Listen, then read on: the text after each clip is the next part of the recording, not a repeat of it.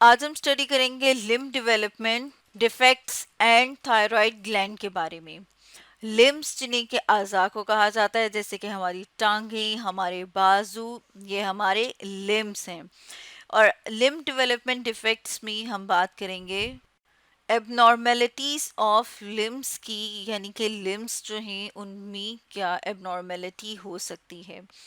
तो उसमें हम देखते हैं कि अगर कोई, जैसे कि हम टांगें, बाजू, हाथ और पाँव की बात करें, तो इनमें या तो पार्शल या फिर हम कह सकते हैं कि कंप्लीट अगर एब्सेंस हो, एक या एक से ज़्यादा एक्सट्रीमिटीज़ की, एक्सट्रीमिटीज़ जो है वो भी किन्हें कहा जाता है, जो हमारी बॉडी से आउटसाइड हमें ऑर्गन्स नज़र आ रहे हैं, अपने अज़ा नज़र आ रहे हैं, जैसे टांगे हैं, बाजू हैं।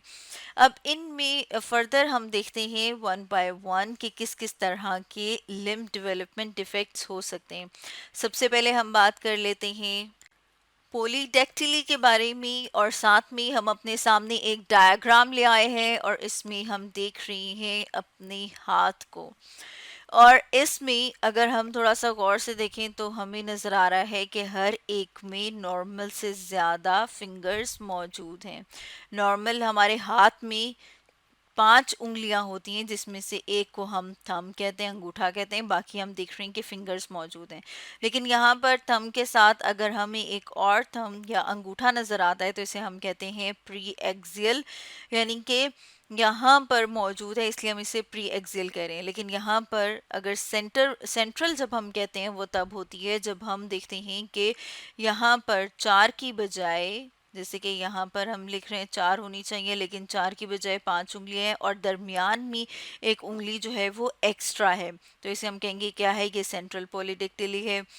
और इसी तरह से अगर हम देखें कि यहाँ पर बिल्कुल जो लास्ट वाली फिंगर है उसके साथ एक और फिंगर हमारे पास एक्स्ट्रा है, जिसे हमने इंसर्कल किया, तो इसे पोस्ट एक्सियल या अल्नर जो है वो कहते हैं।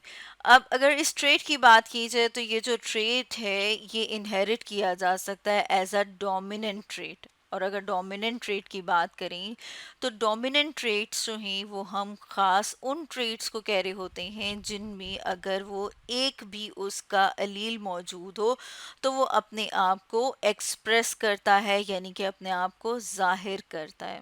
ठीक है, फॉर एग्जाम्पल हम कहते हैं कि ये क्या है, ये कोई भी क्रोमोसोम्स हैं, ठीक है, जिनके ऊपर जो है वो ये ट्रेट मौजूद है।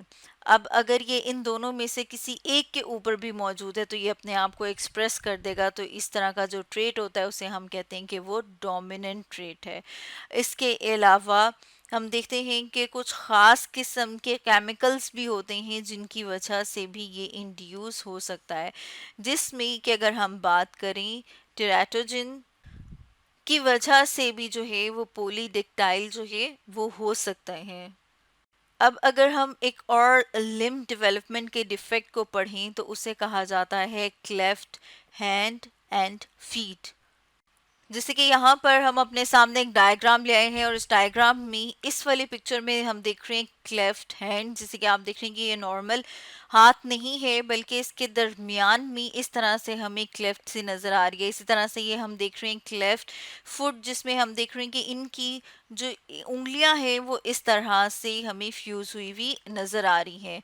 तो जब हम क्लेफ्ट हैंड और फीट की बात करते हैं तो इसमें हम देखते हैं कि जो एबनॉर्मल क्लेफ्ट होता है वो ज़्यादातर सेकंड और फोर्थ मेटाकार्पल के दरमियान। और इसको समझने के लिए हम अपने सामने एक और डायग्राम ले आए हैं, जैसे कि यहाँ पर हम देख रहे हैं।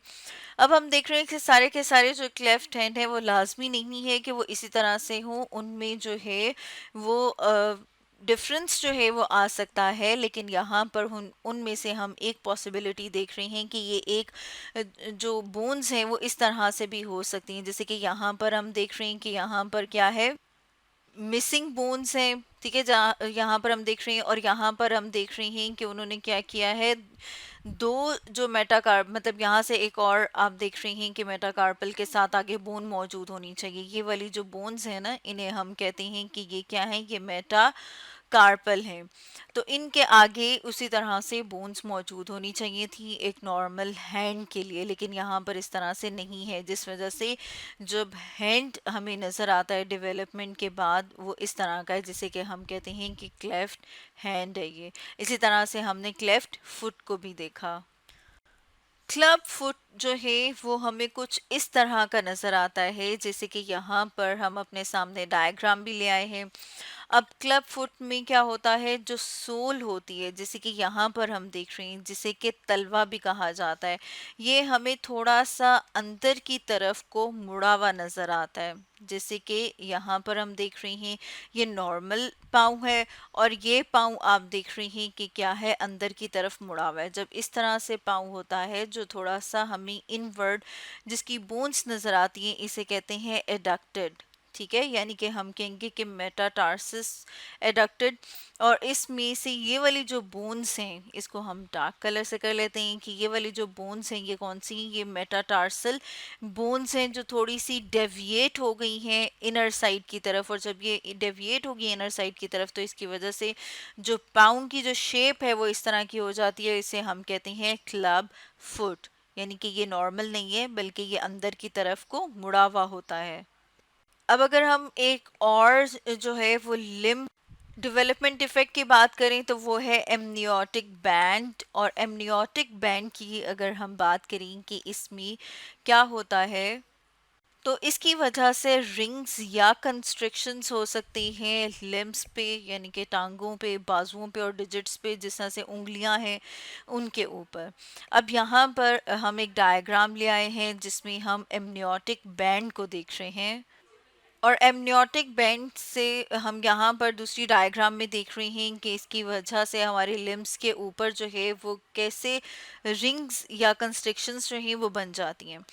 अब हम यहाँ पर जो इस डायग्राम में देख रहे हैं, हम देख रहे हैं कि जो एमनियोटिक बैंड है ये क्या करता है, जैसे कि यहाँ पर इसको हमने या ब्लू कलर से कर लिया है कि नॉर्मल कंडीशन में इस तरह से नहीं आता। नॉर्मल कंडीशन में एमनियोटिक बैंड्स नहीं बनते, क्योंकि जब ये एमनियोटिक बैंड बन रहा है तो ये आके जो फीटस है, जब एक बेबी ग्रो कर रहा है अभी मदर की बॉडी के अंदर, तो उसे हम कहते हैं कि वो फीटस है।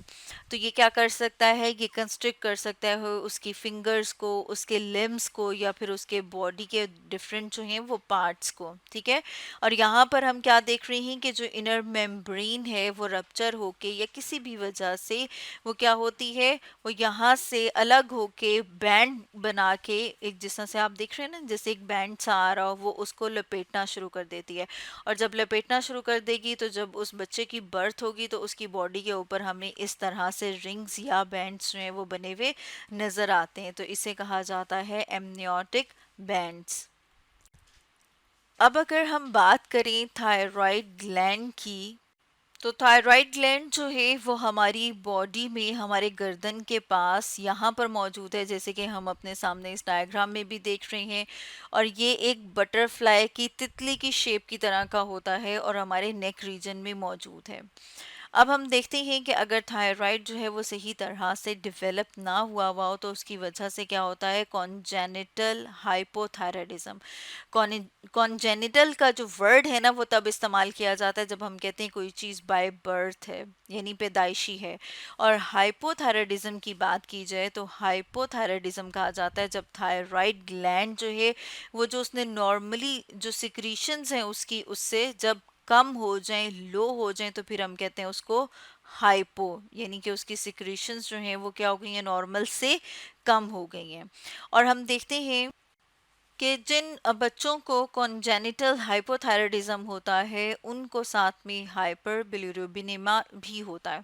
और अगर इसकी बात की जाए कि ये क्या होता है, तो इसे हम प्रोलॉन्ग नियोनेटल जॉन्डिस भी कह सकते हैं, यानी कि जो पैदाइशी तौर पर बच्चों को जो यरकान होता है, आपने देखा है ना कि कुछ बच्चे जो हैं जब वो पैदा होते हैं तो वो बहुत ही येलो से होते हैं।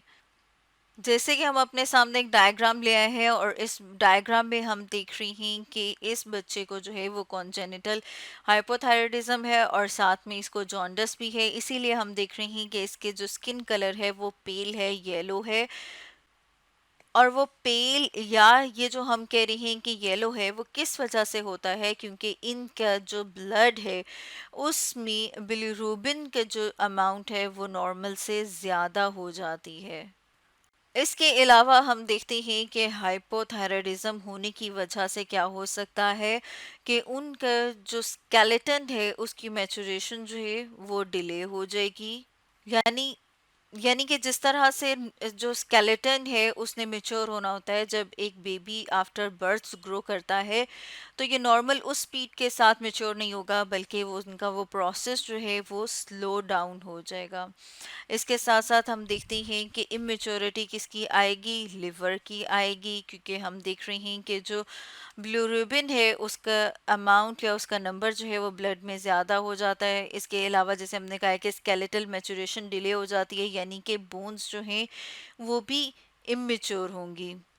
ऐसे बच्चों को अगर टाइम पे जो थायराइड हार्मोन की थेरेपी है, जिसे कि थायराइड हार्मोन थेरेपी भी कहा जाता है, अगर वो टाइम पे शुरू ना करवाई जाए, या फिर ये कि वो जो थायरॉक्सिन जितना उनकी बॉडी को चाहिए अगर उतनी अमाउंट में उनको ना दिया जाए, वो इनएडिक्वेट हो यानी कि वो कम हो, तो फिर उसकी वजह से क्या होगा, उसकी वजह से ये हो सकता है कि ऐसे बच्चे जो हैं उनमें परमानेंट तौर पर मेंटल रिटार्डेशन हो जाए, यानी कि वो जो हैं ज़हनी तौर पर जो है वो बाकी नॉर्मल बच्चों की तरह से ना हो।